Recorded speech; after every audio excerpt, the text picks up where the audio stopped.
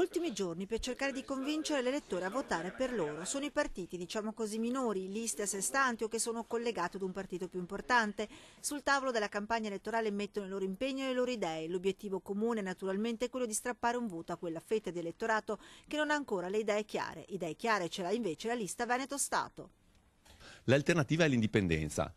I veneti devono capire che non c'è alternativa a questo. Veneto Stato si presenta alle elezioni per portare progresso, benessere, ricchezza in Veneto, ma lo si può fare soltanto se diventeremo indipendenti. All'elettore un invito a credere in loro e a puntare tutto sull'indipendenza. Intanto devono andare a votare, non devono votare i partiti vecchi perché li abbiamo provati tutti e abbiamo visto cosa hanno prodotto. Non devono votare neanche protesta, ma devono votare con la testa. Su un altro versante troviamo invece la lista Progetto Nazionale che del nazionalismo fa la sua bandiera e che invita l'elettore a serrare i ranghi e a pensare all'Italia Stato sovrano. Identità, sovranità, diventare finalmente liberi in casa nostra. Non è possibile, non è pensabile che noi siamo schiavizzati, siamo governati da entità sovranazionali. L'obiettivo è portare a casa un buon risultato, ma soprattutto mantenere alti valori e moralità. Un buon risultato elettorale ci permette di andare nelle sedi opportune, di battere i pugni come sappiamo noi per la tutela e la difesa dei nostri valori morali e naturali.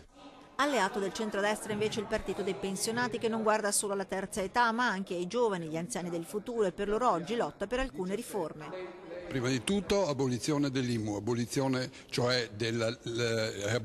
della legge Monti-Fornero che riduce sostanzialmente le pensioni dei pensionati e non solo, ma punisce in maniera molto grave quelli che andranno in pensione nei prossimi anni.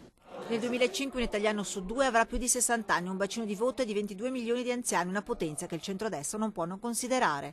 Noi siamo portatori di valori importanti, sociali, che vanno a dire che sicuramente il nostro voto non è disperso. È certo che ognuno porta acqua al suo mulino, d'accordo.